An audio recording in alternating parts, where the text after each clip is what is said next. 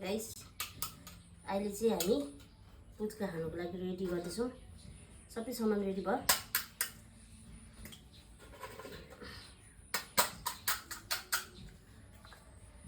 हामी स्टार्ट गर्नुपर्छ।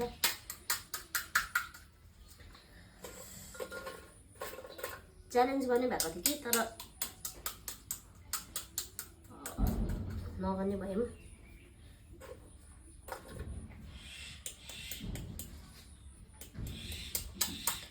कस्तो खतरा छ रे यसको।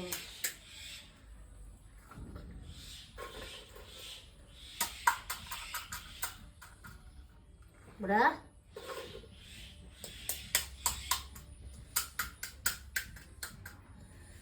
बुढा पनि मेरो भुलि जान्छ ड्युटी गर्नु। म एक्लै हुन्छु अब।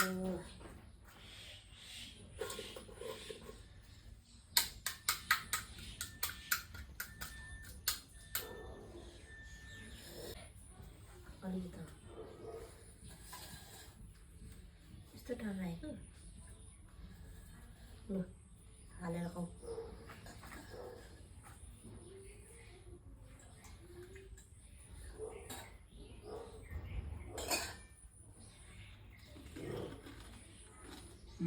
कस्तो दामी बेस हाल मलाई पनि देऊ।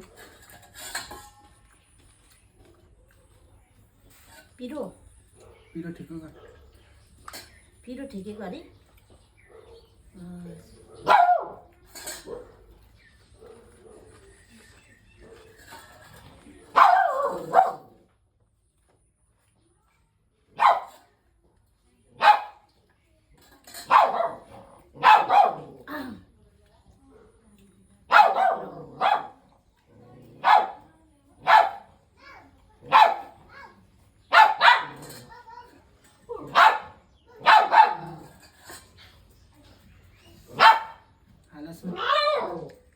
ललिचप यस्तो दामी छ बाफ्रे।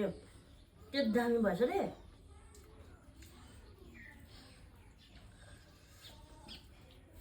ग्लोभ्स युज गर्नु भन्नुहुन्छ होला तपाईँहरूले। हामीले ग्लोभ्स युज गर्दैन। ग्लोभ्स पनि पुरा उयो हुन्छ। आफ्नो हात जगने हात।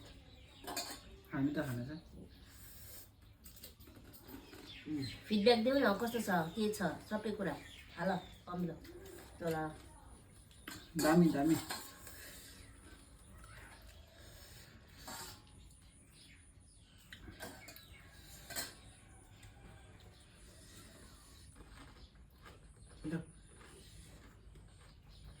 छिटो खानु मन लागेको छ त्यो। दामी छ रे दामी। पानी त सकिनु आयो त।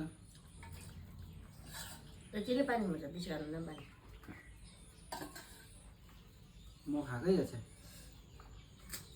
ए म त मेरो बुढाले पो खाएको होला नि त। तिमीले पो खाएको।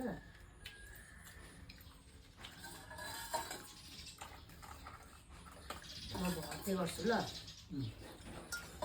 सकिँदैन यत्रो पानी।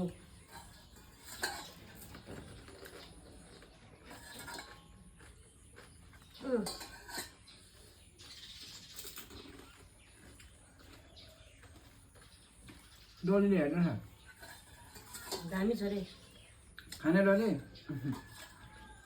डली हेर न। डलले चाहिँ पुरा पारा हेरिरहेछ।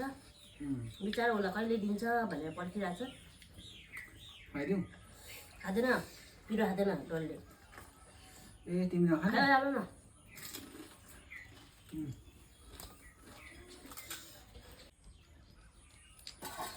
वान उइसमा होइन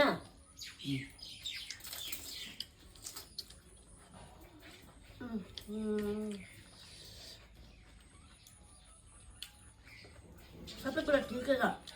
नुनदेखि लिएर पिरोदेखि लिएर अमिलोदेखि लिएर आलुको यो सब्जीदेखि सबै दामी छ।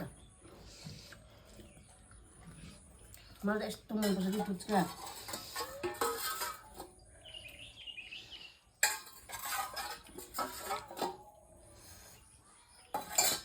पिरो पनि ठिकै अमिलो पनि ठिकै।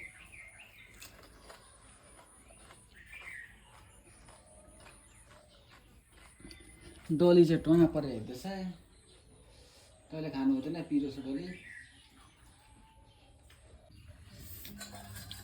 अब यो चाहिँ मेरो लास्ट हो किनभने अब रहेको चाहिँ बहिनीलाई राखिदिँदैछु लास्ट बाइट लास्ट बाइट मेरो सानो बहिनी आउँदैछ एलिसा उसलाई राखिदिन्छु